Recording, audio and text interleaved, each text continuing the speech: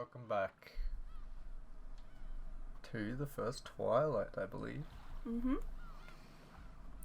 Is that man the son? That's Squall. He does look like Squall.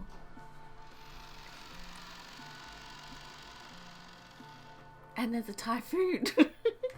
Oh, I definitely pressed the wrong button, but it doesn't matter. There we go.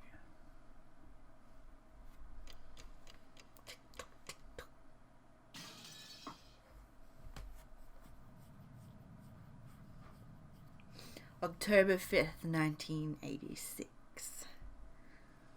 It just reminds me so much of Majora's Mask. Oh, Like dawn of the second day. I think Would it be Battler? It's Battler or Natsuhi. Was it someone's alarm clock? Beep beep. An electronic tone repeatedly rang out through the room. No, it would be meep, meep, meep, meep. Battler, who had gone to bed late and not managed to get enough sleep, covered his head in his blanket and waited for someone to turn off the alarm. But no matter how much time passed, the electronic's tone didn't stop. I see. The point of an alarm clock isn't just to be loud enough to wake you, but to be annoying enough to keep you from wanting to fall back asleep. Hey, that alarm's going off. Make it stop, please. Why do waking up voices always get this annoyed? Well, it does make sense. It does make sense. After all, people are still sleepy and in a bad mood. However, there was absolutely no sign that my annoyed voice had caused anyone to turn over in their sleep, or crawl out of bed to stop the alarm. Letting out a deep sigh, I stumbled to my feet. With the shutters down on the windows, there was almost no light getting in, and the room was as dim as it had been earlier. I wondered this. Is he going to be alone in the room?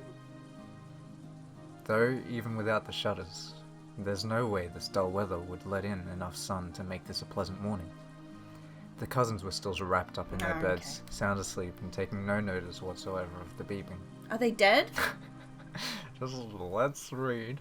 This is what it's like watching a movie with me, isn't it? Normally, once any one person gets up, the others tend to automatically follow. Annoyed that this law of serial summer camp awakenings that I had made up had been broken, I searched for the source of the sound. I could hear it coming from a wristwatch set on the table. Wristwatch is like an alarm. Judging by the style of the watch, it was probably George Aniki's. Anyway, when I randomly pushed a small button on the side of it, the sound stopped. Apparently it had been set for 7 in the morning. Is it already 7? Sorry, but I really don't feel like I slept at all. Playing cards were left on the table as though they had stopped mid-game. The game had probably been 7s. Damn it, I've got this piercing headache. What the hell happened last night? That mountain of gold and the subsequent argument between the relatives all feel like a bad dream. So stupid. Breakfast normally came at 8. Now wasn't a bad time to start getting up and getting dressed. Even those adults probably won't argue in front of the cousins. In that case, I'll stay with my cousins all day long. I'm sure they'll be able to separate me from all this annoying talk about the gold and being the successor and all. In fact, I should have done this from the beginning. I felt disgusting, having slept with my clothes on last night, which caused me to get all sweaty. I guess I'll take a shower. I'm sure the others want to as well. At this age, it's embarrassing to wake them by shaking their shoulders. If I turn the TV on, everyone will probably wake up. Well, let's at least turn the lights on for now. In this dim light, with the quiet sound of the never-ending wind and rain, it really doesn't feel like morning has come yet. I flipped the light switch, and then that dimly lit morning ended.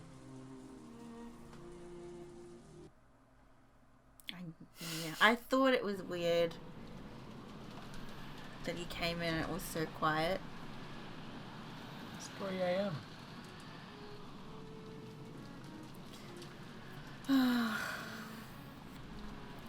George! This is just too horrible. How could anyone get away with something like this? As they clung to Aniki's corpse, which would never wake up again, Aunt Ava and Uncle Hideyoshi cried. That's enough. Do you think George would like the two of you to see him this way? Of course not. Aniki, I know how you feel, but let's have Dr. Nandre handle this. You don't understand. George was killed. George!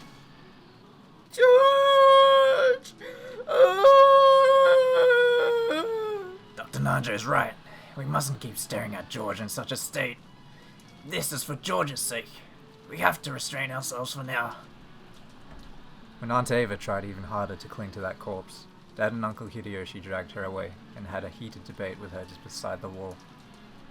No, George! Dr. Nacho, help him. If he's lost too much blood, do a blood transfusion. George and I are the same blood type. I beg you, Dr. Nacho. Ava-san, it pains me to say this, but your blood can't do George-kun any good now.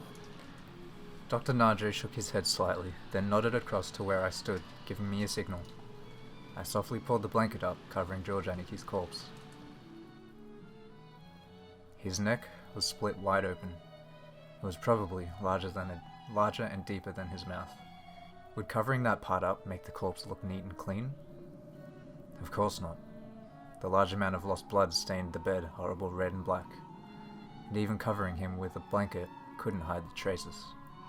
After all, even the blanket had large red-black stains, and covering him with it made his corpse look even more gruesome. So I stripped the blanket off of my bed and placed it on top of the first one. But there were only 2 extra blankets, so if we covered one more of the corpses, we wouldn't be able to cover any more.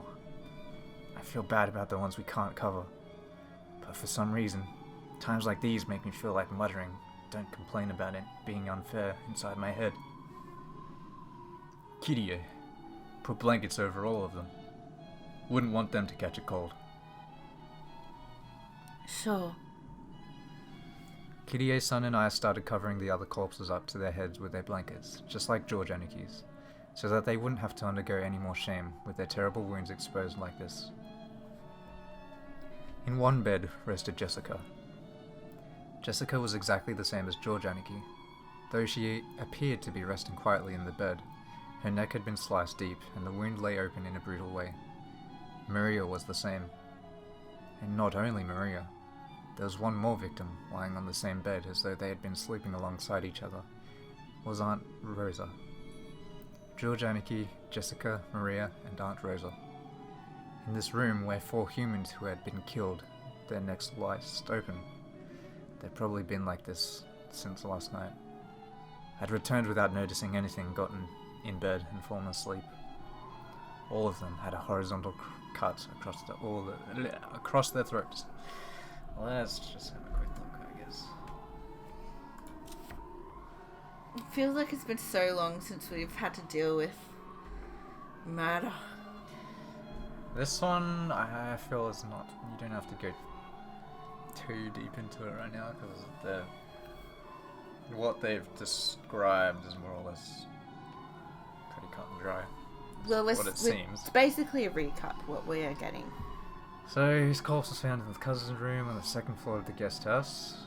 So all these murders were in the guest house. I think usually it happens in the mansion or outside the mansion in the other games, but here we've got the guest house to start with.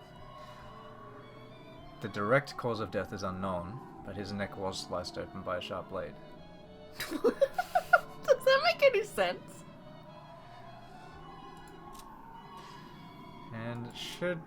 Yep, they're all the same. All exactly the same. That's Wait. 4 deaths. There should still be 2 more. Yeah. Any guesses? Wait, 2 more? Yep. Well, we know Nanjo is alive.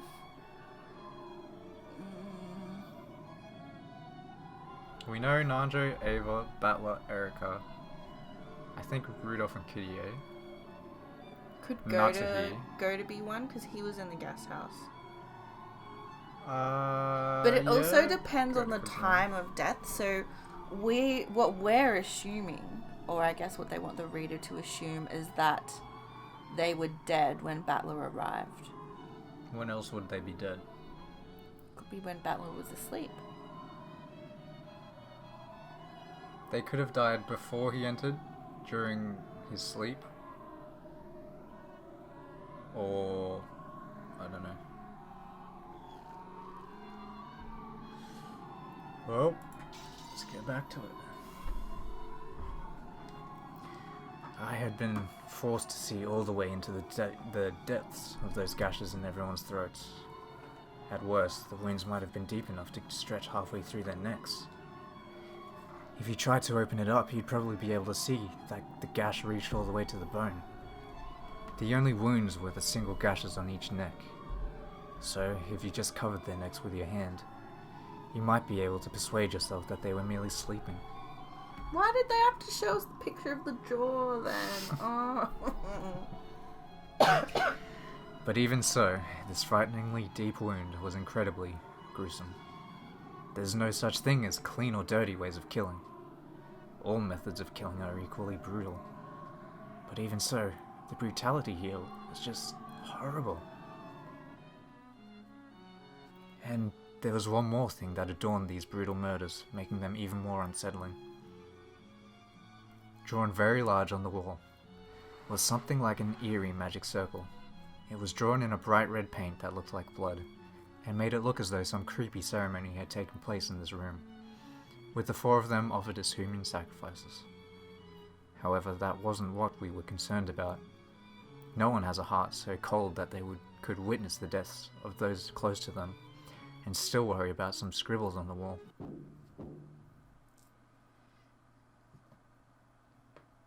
Don't come in smiling to a room of dead people. Good morning, everyone.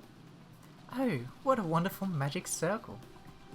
The girl who bragged that she drew more pleasure from the process of exposing the truth than the truth itself, and who went so far as to call herself an intellectual rapist, appeared in the hall. When she saw the extraordinary creepy magical circle in the guest room, or gruesome guest room, I heard what was unmistakably a sigh of admiration escape her lips. You, don't come in here. I just heard about it in the corridor. It's 4 people who have passed away, correct? Allow me to express my sincere regrets. On Erica's face, no, that's not it. It was in her eyes. In Erica's eyes I could see an indiscreet smile that was hard to describe. She found this interesting. She found the outbreak of a crime interesting. It was like the smile of a kid off to the side of the stage just before her turn to appear in a school play. Sorry, Erica-chan. We're busy at the moment. Could you wait in your room? Well, we can't have that. It's the detective's right to investigate the scene. We're saying that we have no business with you. Now's the time for our outsiders like you to stand back. In my personal opinion, only third-rate mysteries have a suspect who tries to interfere with the investigation and then turns out to be the culprit. Who gives a damn about what you want? Get out! You aren't wanted here! Erica-chan, I'm really sorry, but could you go back to your room? We're busy right now. George! Stand back. I can't investigate the scene like this. If it's necessary, we'll do it ourselves. The police will do it. Like hell you have the right to bring some more shame to everyone's remains than they've already endured.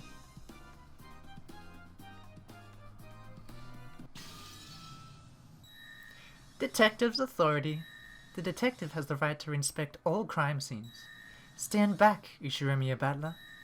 This is an official privilege of this game, which the human side has accepted. Those words, which seemed to be utterly ridiculous at first, were words of power that had come from a world on a much higher plane than the one they were in. Battler was thrown back by an unseen power and landed on his butt. Struck silent by this quiet intensity, nobody was able to prevent Erica from entering the room, suffocated by this bizarre atmosphere. Don't worry. My goal is not to profane the dignity of the deceased. It's not like I want to peek into something as disgusting as a slit through someone's neck. I want to know something completely different. In other words, who committed these murders. I asked Dr. Nanjo and everyone else too. In particular, the first one to discover them, Butler-san. There are many things I want to question you about, so I request your cooperation. Like I said, by what authority are you doing this? Because I am the detective. Battler couldn't argue against this incomprehensible nonsense. No, he wasn't permitted to argue. It was a restriction placed on pieces.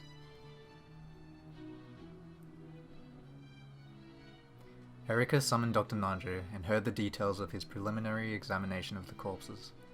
Normally, he wouldn't have spoken of that to an outsider so casually. However, for some reason, the atmosphere about the place had become one in which hiding things from Erika was forbidden. Okay, let's enjoy the first twilight of Lambdas. 4 corpses? And that's 2 corpses short. Well, she doesn't necessarily need to have 6 people killed, but that's how we've been playing. That girl isn't completely clueless, so she must have killed 2 more people somewhere. On the wall was a magic circle representing the first twilight, similar to the ones in Beato's games. That girl talks tough, but I wonder just how closely she'll be able to imitate Beato.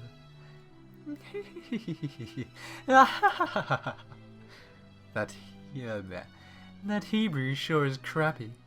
It isn't written exactly right. Who is this? That's Mama. Oh. What the heck? What's going on? Why is there a magic circle? Oh my goodness, this is Erika's voice. I'll bet they wanted to copy Beatrice Summer. What a crappy magic circle. This isn't just a copycat. Some human went out of their way to draw that, so they could make it look like Beatrice Summer did this. Anyway, let's report to Beatrice Summer about this. Even though we're already up to our eyeballs just protecting Goldsmith's secret, what a pain. But these murders have no beauty to them at all. It isn't really a closed room, and there's nothing impossible about it. Such pitiful murders aren't worthy of Beatrice Summer at all. Frida Erika. An unexpected crime and an unexpected woman. And the unexpected man from 19 years ago. And if you add in that fact, Battler's already solved the epitaph. This game is completely different from normal. What the heck's going on? Let's go. Yes or nay, Summer?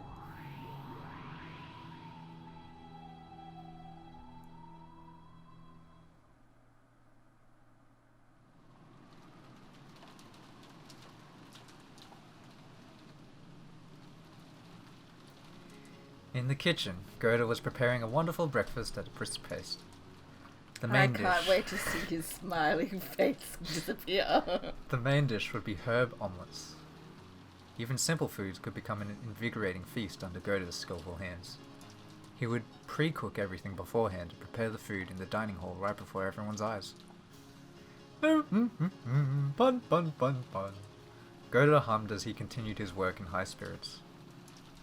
When Shannon, who was helping out, saw Gerda like this, her mood also brightened. She arranged the salad in a neat little pattern and showed it to Gerda. How is this? I think it makes the tomato look a bit cute. Very nice. You really know what you're doing, Shannon-chan. Son? The two happy people gave each other a high five. Shannon didn't like Gerda when he was sneaky, but she had no problems at all with him when he was cooking happily. She sometimes even thought it'd be nice if his contract hadn't included any jobs besides cooking. If that had been the case, he wouldn't have had to get in a bad mood during doing unnecessary jobs. The dining hall is ready. You can carry it in whenever you want. We're almost good to go, so please get the serving cart ready. Without thinking, even Kumasawa caught Gerda's high spirits. The kitchen had a very nice smell and atmosphere about it, truly refreshing for so early in the morning. Then, Cannon came back, and everyone got sad. Grumpy even this early in the morning, just like he always was. Kanon and Genji were in charge of getting many things ready for the morning, such as opening the curtains. However, Kanon was alone today, so it had taken much longer than usual. I'm done. Where's Genji-sama? He still isn't here. That's odd. I can't imagine he'd sleep in. I guess even Genji-san sleeps in sometimes. That's rather careless of him, considering that this is the middle of the family con. It took you a while. No, not Genji. Kanon-san, could you wake him for us? Yes. Oh, I wonder what Genji-san's face looks like when he's half asleep. Let me go with you. Even though Goda had asked her to get the servant cart ready, Kumasawa plodded off after Kanon, slyly skipping work. As Kanon muttered about how Goda was the one who slept in all the time, he headed for the servant waiting room. So, you didn't wake him up this morning, Kanon-san? Last night I fell asleep while still in the servant room, so I didn't return to the waiting room. Last night, Kanon had dozed off while in the middle of his late night shift, falling asleep in the servant room. Shannon had been kind enough to put a blanket on him, but that had just made it so warm that he fell into an even deeper sleep. So he hadn't returned to his bed in the servant waiting room the previous night. Because of that, he hadn't met Genji even once this morning. There was a knock on the door. Genji-sama, it's Kanon. Good morning. Oh my, I wonder if he's still sleeping. Pardon me. When he tried to open the door, Kanon noticed something strange on the upper part of it. What's that? Packing tape? A small strip of packing tape was stuck along the frame of the door, almost as though it was sealing the door shut. Furthermore, there were notches made with scissors along the center of the packing tape, so that if you opened the door only a slight amount, it would be torn apart.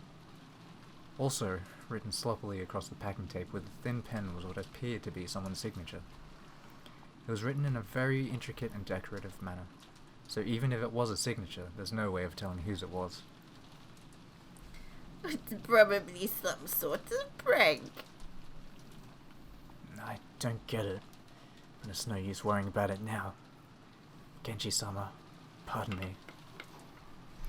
Packing tape tore apart, and he opened the door. It wasn't as though anything happened when it split, so the two quickly forgot about that strange tape. The room was dimly lit. The lower bed of the two-level bunk bed still had a lump under the blanket. Apparently, Genji was sleeping. Good morning, Genji-sama. Oh, this isn't like you. Ho ho ho ho ho. It's morning. Genji-sama? Oh, what is this? What is this? There was a large, red-black stain on the blanket. Even the servants' blankets were always kept clean. A stain like that definitely shouldn't have been there. Kanon hesitantly peeled back Genji's blanket, saw what was left of him, and was shocked into silence. Why the teeth? Glot. Is it really? I thought she had dark hair. No? Oh, wait. What the heck? Yeah. And I'm thinking of Sloth. Sloth is the one with the dark hair. What the heck? His neck's been cut open.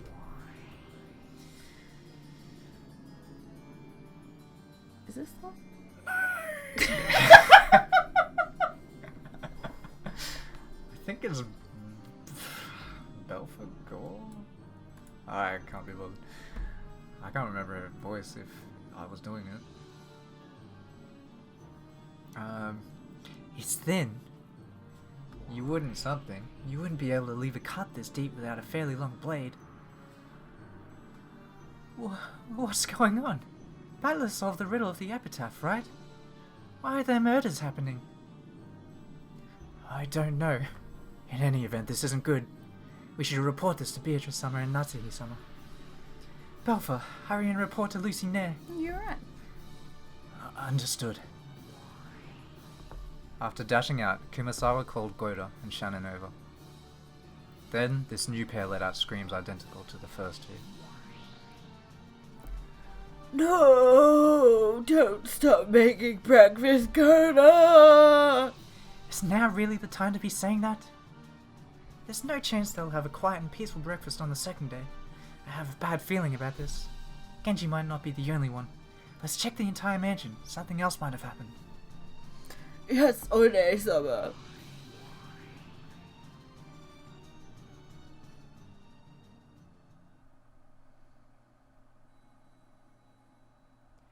Natsuhi sprung awake at the sudden sound of the phone. Even Natsuhi was surprised that she'd woken up. She thought she'd spent the whole night unable to sleep out of fear that the mysterious man might come in at any moment. But she'd dozed off before she knew it. Of course, Natsuhi still didn't feel rested at all. Though she groaned from the dull pain in her head, which hadn't gone away once since last night, she managed to get out of bed.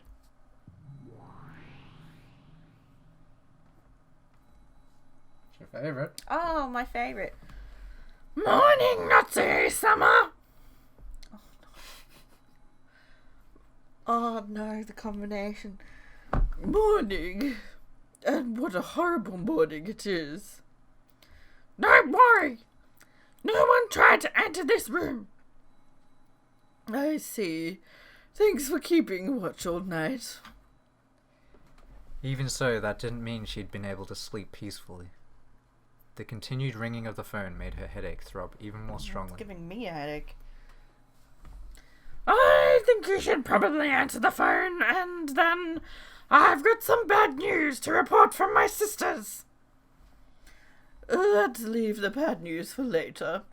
I'll answer the phone first. Natsuhi shook her head to wake herself and picked up the receiver. Then she regretted not listening to Lucifer's bad news first, because she wanted the first thing she heard on this horrible morning to be something better than this. Morning, Mother. Did you sleep well? That voice told her that this horrible morning, this nightmare, would not stop. I kept my promise. I've been holed up in this room the whole time. Of course I haven't been on the phone either. But you did pick up the phone just now, did you not? Well,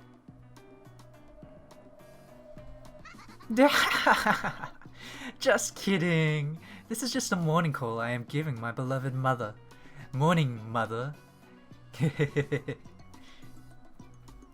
How far do you intend to mock me? Natsuhi gripped the receiver so hard it creaked. I wanted you to leave your seat so that I could set up for the party. Thanks to that, everything is ready now. Of course, you are the main guest, Mother. What are you planning to do? That is for you to look forward to. Do not worry, I will not keep you waiting. It has already begun. Oh right, wait a sec. There is someone I want you to hear. Huh?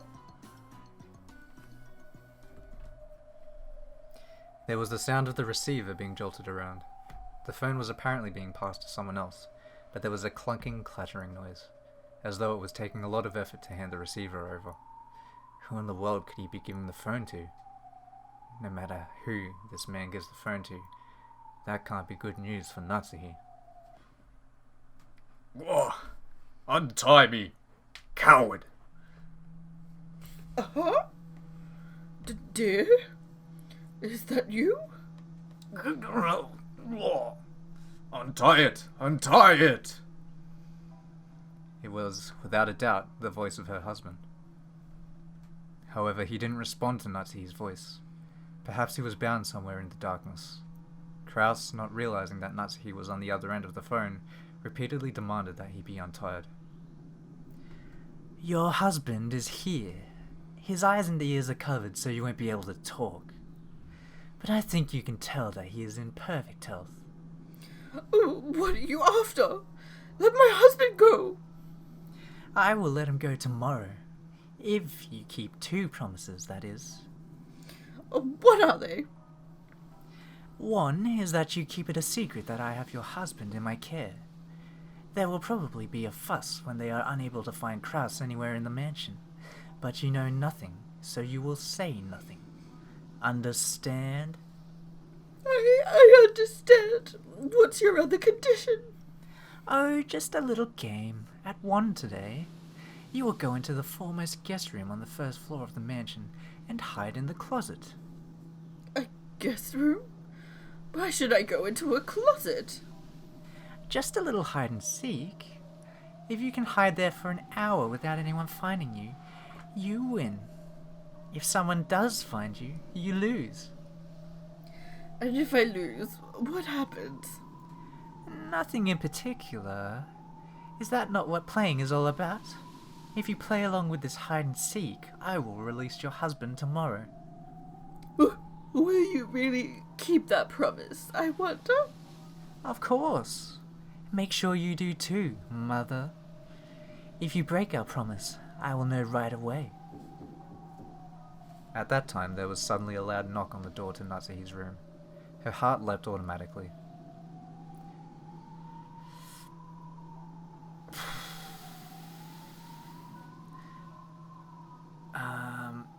Madame, are you there? Good morning. It's Goda and Cannon! Madam, please wake up! The voices coming from across the door were Cannon's and Goda's. The knock had been wild and the voices a little shrill. It seemed that something strange had happened, and that they were agitated. What is it? Did something happen?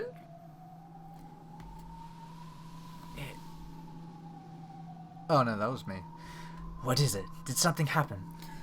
It's nothing. It looks like the servants have arrived. I'm hanging up. Sure. I have said everything I wanted to. So, do not break our promise. I understand. And you don't break our promise either. You have it wrong. That is for you to decide, Mother. Do not make me break my promise, Mother. Oh! I will be watching you all day today, Mother.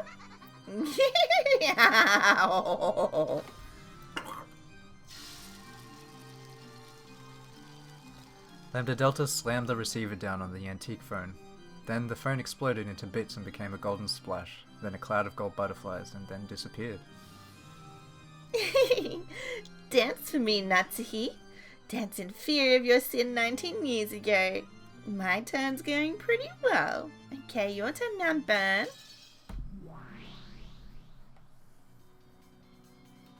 Ooh, new soundtrack. I'm sure this is a waste of time, but let me confirm whether correspondence with the outside world, including reporting this to the police, is possible or not.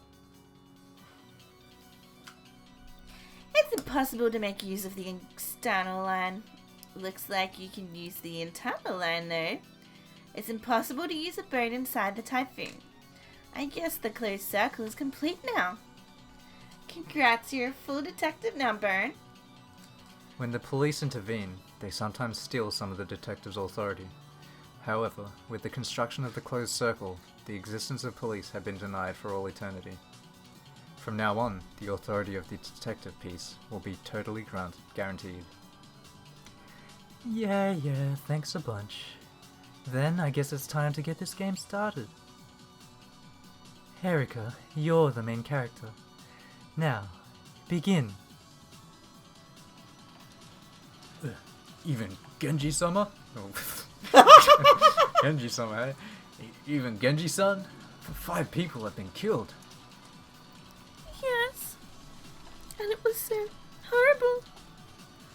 It was exactly the same as the 4 at the guest house.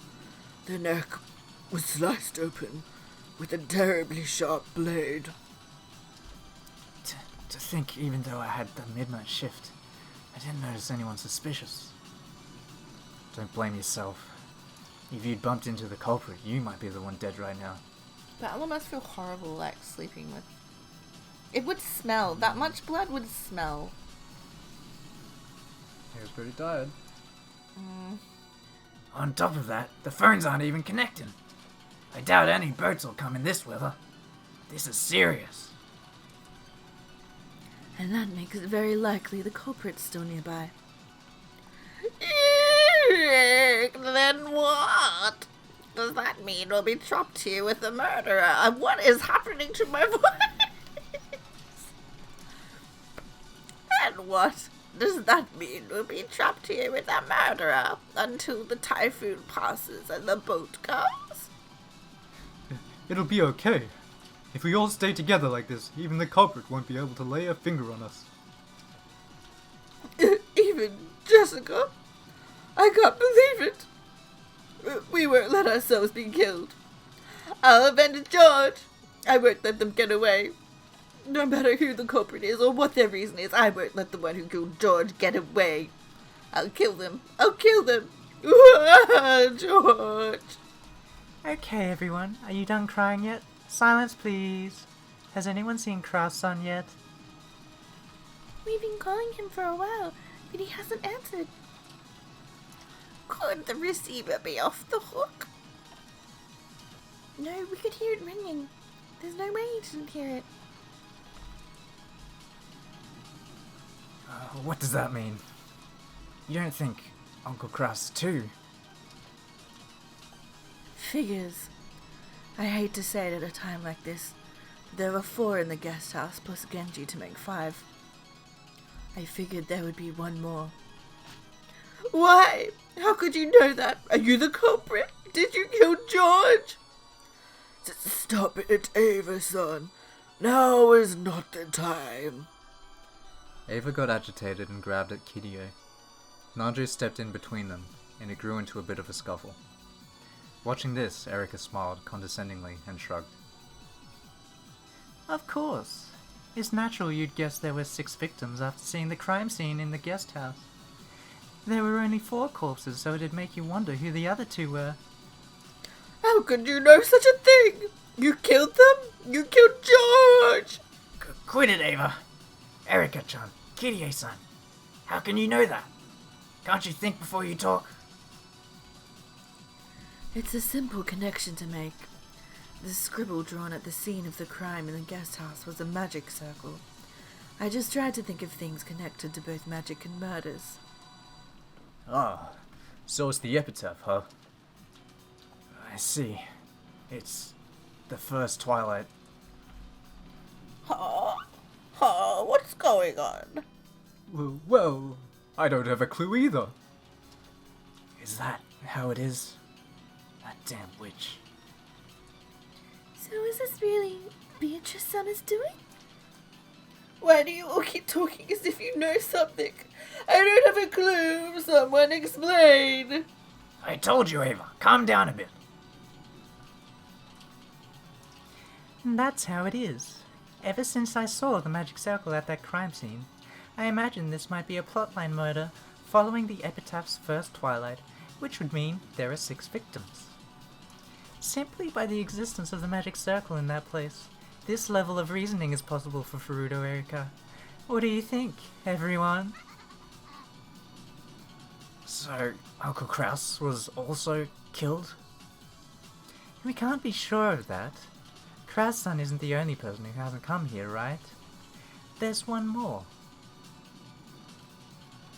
For just an instant, Natsuhi's brow furrowed. So, she hadn't been able to avoid the topic of the study after all. You don't mean...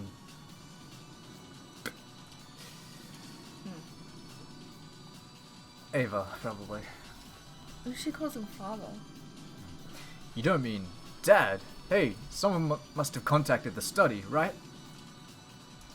That'd probably be it. Of course we called. And even knocked on the door. That'd be, one of the servants. I'll just get Godo. Of course we called. And we even knocked on the door, but, there was no answer. Father is immersing himself in his research. He sometimes leaves the receiver off the hook because he doesn't want to be called and even ignores any knocking. But the phone was ringing. Anyway, let's first check to see that my husband's safe. Let's go to his room. Natsuhi stood up in a flurry and dashed out into the corridor. Rudolph and the others immediately chased after her, telling her to wait. Come on, let's all go together. In both third-rate mysteries and third-rate horrors, people who act alone tend to die first. Yeah, this game is just the same. Beato really is third-rate.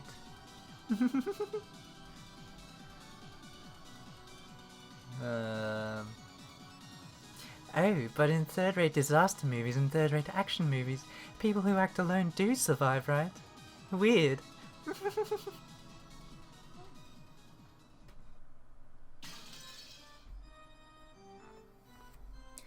Even though the epitaph has already been solved, who's behind this farce? It might be the work of this man from 19 years ago, who was thought to be Lady Lambda Delta's piece.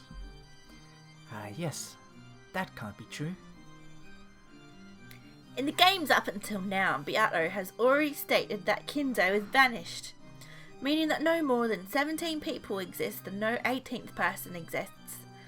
Now that Erica has been added, it's been stated that no 19th person exists.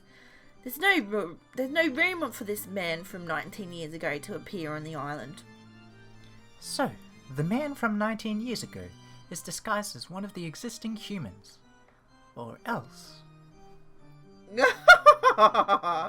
Even if a 19th person isn't permitted by the red, slipping in a 19th person is no trouble for me, no trouble for witches. Now it's getting interesting. Why don't we watch this a little longer? Still, those two witches have finally started to do whatever they please with my game board, haven't they? Didn't you know that would happen when you invited them? As a witch, I have the same dislike for boredom as they do. Even the unexpected brings the kind of joy a witch expects.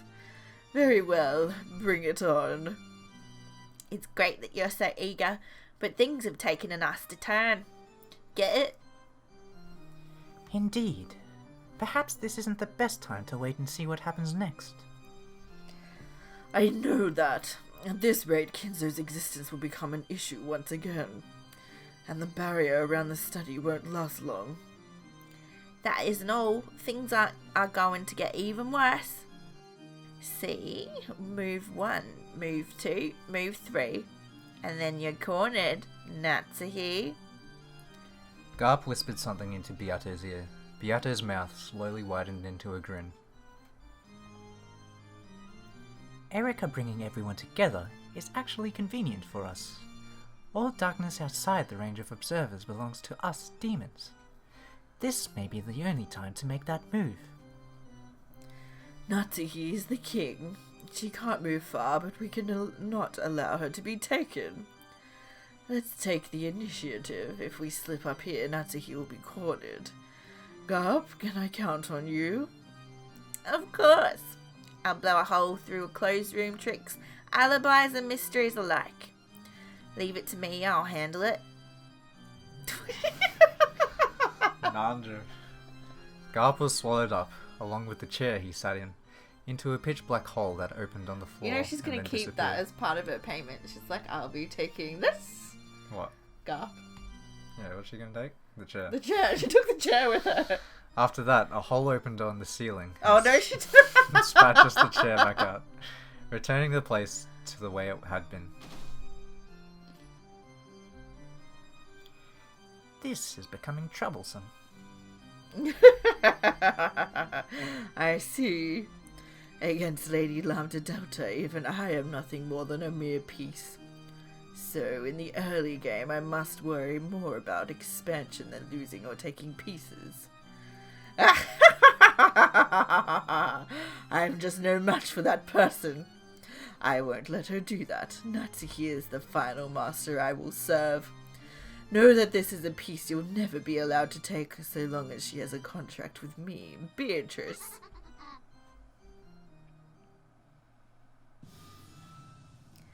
Krausen's room was empty. The bed was too. The massive bloodstains similar to the other crime scenes remained. But there was no corpse. Nope. And then he isn't dead. Maybe not. What's going on? Where's Nissan? Judging by the bloodstained bed, I don't like to think about it, but we should probably assume that he was killed and had his neck cut open, just like the people in the guest house.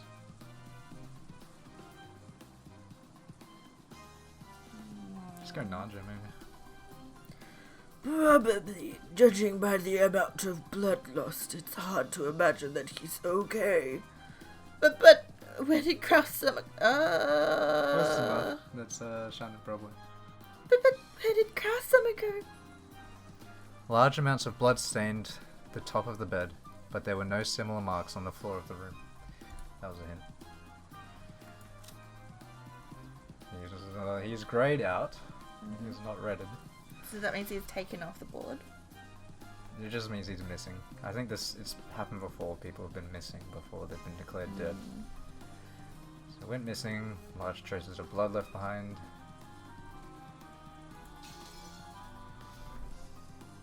Whether Kraus had been seriously wounded and wandered off somewhere, or killed and carried somewhere, they had no clue where this somewhere might be. Natsuhi knew. Though Kraus had been sounding far from his best over the phone, at least he hadn't sounded like he was on the brink of death. In other words, these bloodstains had to be a setup.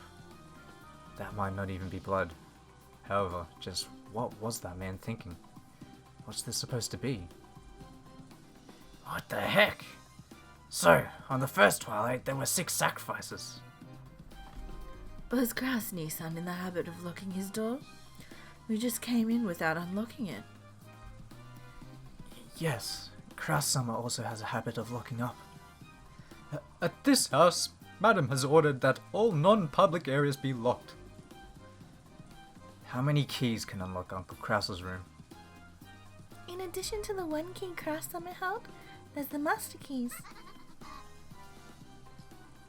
Oh, all that stuff about keys is a pointless argument. Did you forget that Genji-san is already a victim? His master key is missing. That means all the locks in this mansion are meaningless. How boring. In other words, no closed-room murders have existed or will exist in this mansion. Sheesh. This is getting to be a pretty boring mystery. Erika laughed off this murder in a disappointment, as though it was something she was watching on TV. I can't understand it.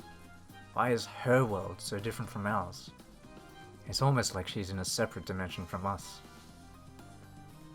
Was Jessica also like this in a bed? Yes, that's right. Just like George, her neck was cut. Jessica!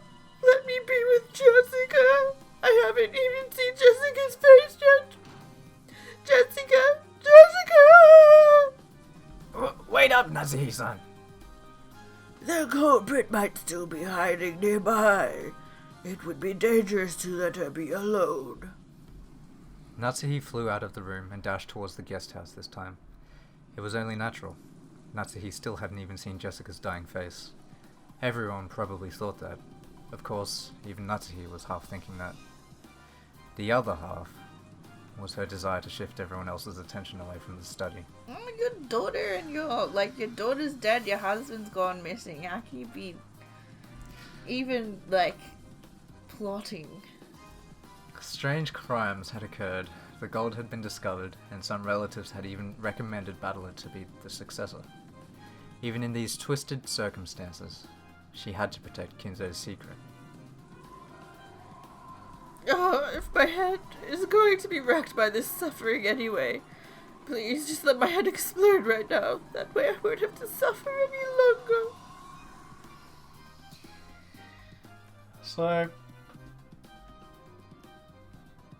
first Twilight.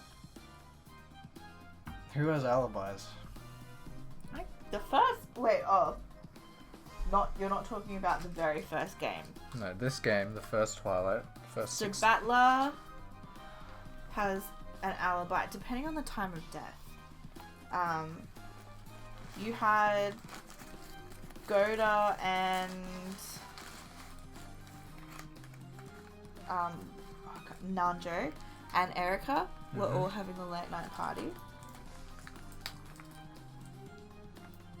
Natsuki doesn't really have an alibi because it's just her. Yeah, she was told to stay in her room. Yeah. I don't think Kraus has an alibi either. We didn't see Kraus after that. No. I think he went to his room, he said. And I think Genji doesn't either. Although he's Well, apparently actually, dead, all so the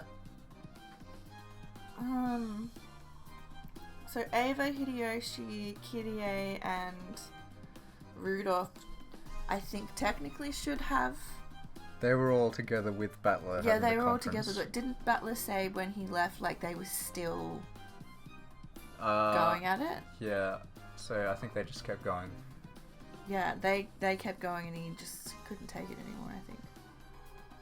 So technically, they should have. They should Well, have. if them we're as well. if we're gonna assume that they died before Battler returned, then yeah, they would have alibis because Battler was there with them. I mean, they were all together, so that they can have a strong alibi. The weakest alibis would be Natsuhi and Kraus and maybe Genji, I think. What about the servants?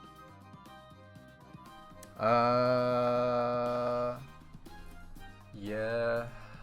No. Shannon was with them. Where, during the yeah, conference, Shannon wasn't he? and, Shannon and Cannon were. But- yeah. Yeah. They were there in the conference. I don't know when they left, but Cannon said he fell asleep in just the servants' quarters, I think. But yeah. That would probably have been after Battler returned, though, so his alibi is probably not the strongest, but I think he's got a stronger alibi than Natsuki and so forth. So who did it? Well, didn't Erika blame Natsuki What? for the murders at the beginning of Yeah, the beginning episode? thing. So, everyone, for Nasuhi-san's sake, let's return to the guest house for the time being. Though it's not as though seeing their dead faces is going to lead to any new developments. Do you even have a heart? A heart? What's that? Just seeing her daughter's dead face wouldn't bring Jessica back to life, nor would it heal Natsuhi's anguish. On the contrary, she would probably wail, wasting a considerable amount of time before being able to think properly again. This probably sums up Erika's screwed up argument. Just seeing their dying faces won't lead to any new developments? Like hell it won't. Beyonce's pieces have brought about a really interesting change.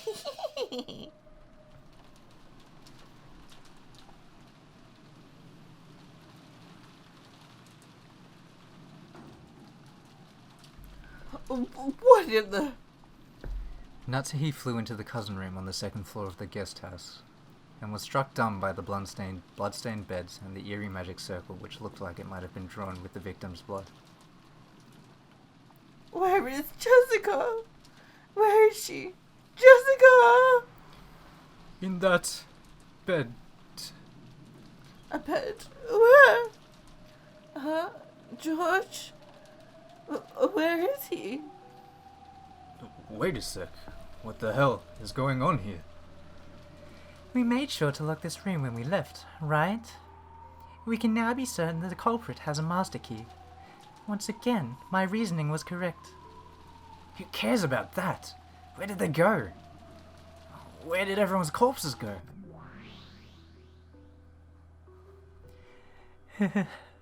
Nice trick.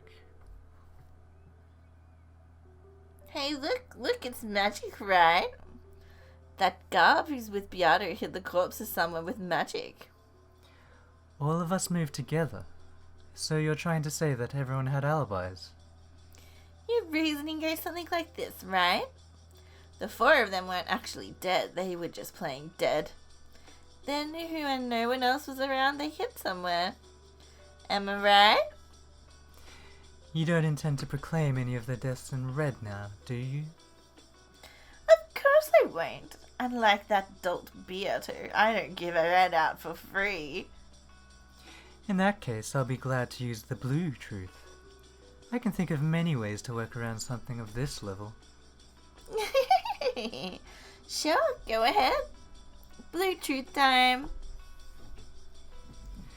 Here's the first one I can think of. The victims aren't actually dead. They pretended to be dead, then secretly hid themselves somewhere. After all, you haven't proclaimed anyone's deaths with the red truth. Even through you've been shown It should be though. though. I think. Yeah. Even though you've been shown the gaping wounds, you're still trying that one on principle as long as there's no red, right? But don't get your hopes up. I'm not giving you a freebie red truth. After all, I just have to deny it all at once at the end of the game at 2400 hours on October 5th. Ah, the witch's side is such a big advantage. It'd all be over now if that stupid battler was my opponent, but you aren't like that, right, Bud? Of course. Anyone could have thought of that silly move. I have more. Second one. Kraus carried away the corpses off and hid them. You've acted it out so that it looks like you've kidnapped Kraus and locked him up somewhere, but he might actually be free.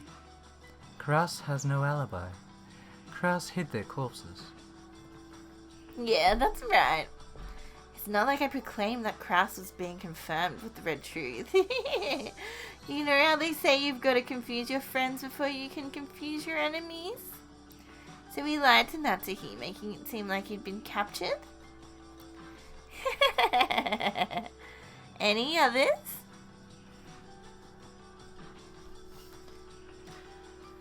Third one. The corpses were different people in the first place. They were substitute corpses that closely resembled the victims.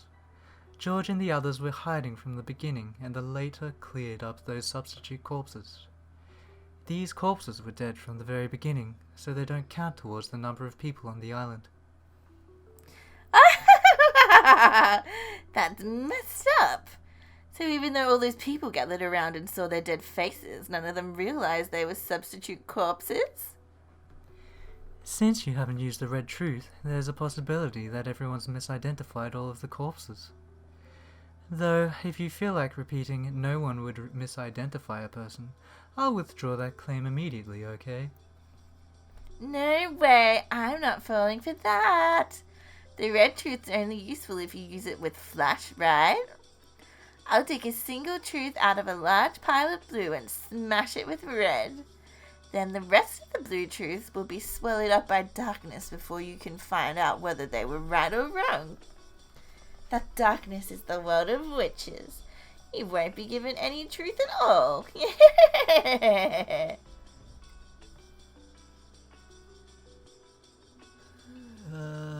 think this is bad. And this girl acts like she's stupid, but she's not bad at all. She'll never rise to the provocation. Looks like she understands the darkness of magic even better than the true game master, Beato. And apparently Gap also understood that well. That move of hiding the corpses. It was pretty effective for both Lambda and Beato. In any event, I've thought up a full 3 theories about the disappearing corpses. 3 blue wedges for a single riddle. That doesn't mean she can just deny one of those 3. Unless she eliminates all 3 wedges, this riddle has been defeated. That's the ironclad rule of witch hunting. A single wedge isn't nearly enough. Only vampires die from a single stake. Compared to witches, vampires are weak. True witches won't die unless you stab them all over with stakes, right? It's the same with assassins, isn't it? It's only in Japanese manga that you see assassins kill their targets with a single perfect shot.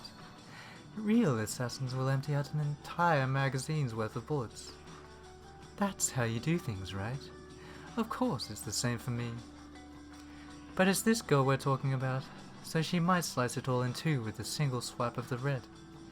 By simply letting off few quick lines of confirming their deaths and Krause's innocence with the red, she can remove all 3 of my wedges. Well, that's okay. When the red truth does come out, I just need to follow along with it and stab her full of blue wedges again. This is how a game of witches plays out. That's so fun. Battler's sluggish battles always pissed me off, so I'm loving this. Yeah, I understand, Lambda.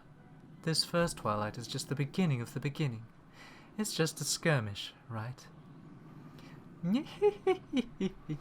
Wouldn't have it any other way. That's still me. Oh, really? I'll make you lose pathetically and cry out in regret as you crawl and scratch at the floor. Are you sure? Yeah. I've almost forgotten the pleasure of grabbing that cute hair of yours and wiping the floor with it as I roll around laughing.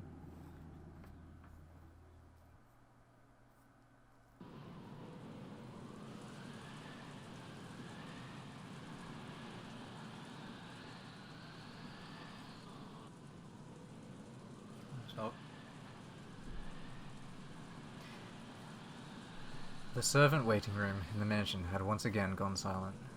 There lay Genji's corpse, which had been covered completely with a blanket. In the ceiling of this cramped room, a pitch-black hole appeared, captivating legs sprouted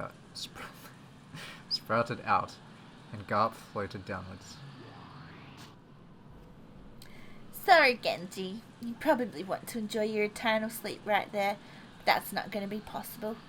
Please disappear from this place so that you may serve Natsuhi, the final head of the Ushiramiya family, even after death. Garp stripped off the blanket as she said this to Genji, who was sleeping peacefully. Then she stared at the deep wound in his neck. That's a nice cut. Must have been made with a single slice. Has anyone who's capable of this manifested yet? Not good. I can't think of anyone decent who might be capable of this. It goes without saying, but witches are capable of summoning beings with a strength proportional to their own ability. The great Lady Lambda Delta called that being here as a trump card 19th person. Even optimistically speaking, this is on par with Ronive and me. Whoops. A pitch-black hole opened on the bed, and Genji disappeared as though the bed had swallowed him up. Just like the 4 in the guest house, Genji's corpse was also hidden in some unknown place. It was a place that no one could find, located neither within this world nor the next. No longer would anyone be able to find their corpses. No longer would anyone be able to confirm their deaths. She carried Genji's corpse to this place of endless silence, where it would never be disturbed. When there's no corpse, a person goes missing. When a person's missing, people both suspect that they might be the culprit and suspect that they might be victims. Truly like the inside of a cat box. The darkness inside of cat boxes that'll never be opened is where we demons and witches reside. You're a bit too slow, Miss Great Detective. Garp licked her lips and gulped.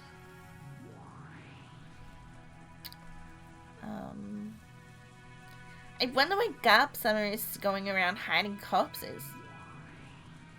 I don't know, but Garp Summer is pretty cool. She's just so awesome. Don't be stupid. What happened to standing guard? The humans are returning from the guest house. Gobsummer. Yes, let's disperse. This should be enough to give Natsuhi a way out. Garp jumped into a pitch-black hole that had opened near her feet. Mammon said, I'm going to. And jumped in, followed by Asmo, who said, me too, and hopped in, giggling. As Satan hesitated over what to do, the hole closed. And you call yourselves members of the Seven Sisters of Purgatory? How childish. So stupid. Satan went bright red and got angry all by herself, then turned into gold butterflies and disappeared. It seems Garp has succeeded in moving the 5 corpses. Well done. However, the next part is tricky. They will probably be somewhat surprised at the disappearance of Genji's corpse. but their interest will most likely swing back to Kinzo's study after that. There are 2 keys to the study. It's fortunate that Natsuki is in possession of both. If she had left one with Genji, it would probably have fallen into Lady Lambda Delta's hands by now. It seems that Lady Lambda Delta has no intention of hiding Kinzo's death.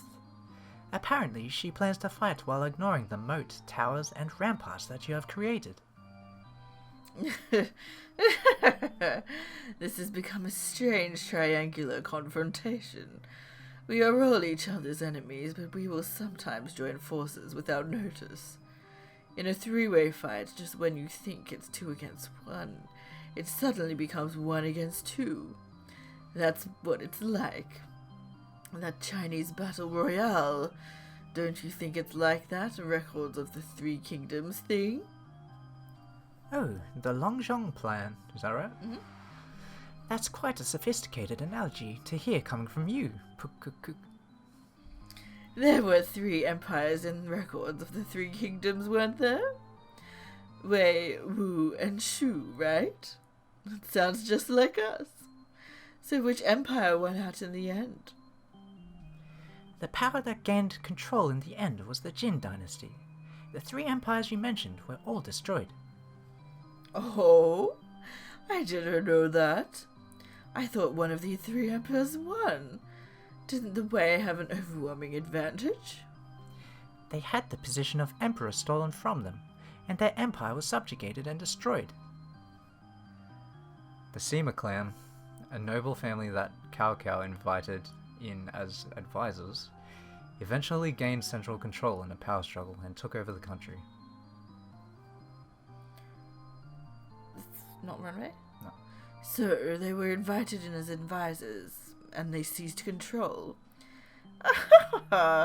Very interesting. That Lady Lambda Delta.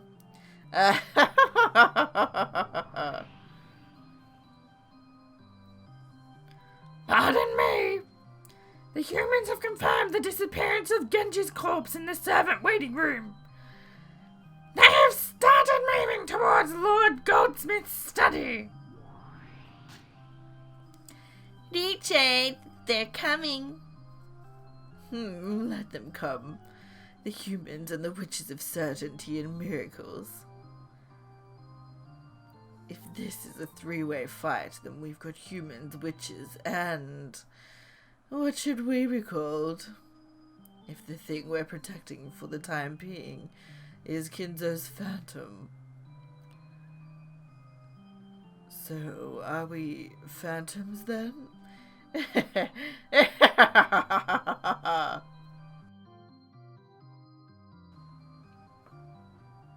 you go.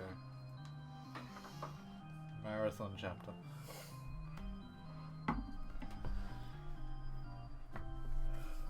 The next chapter.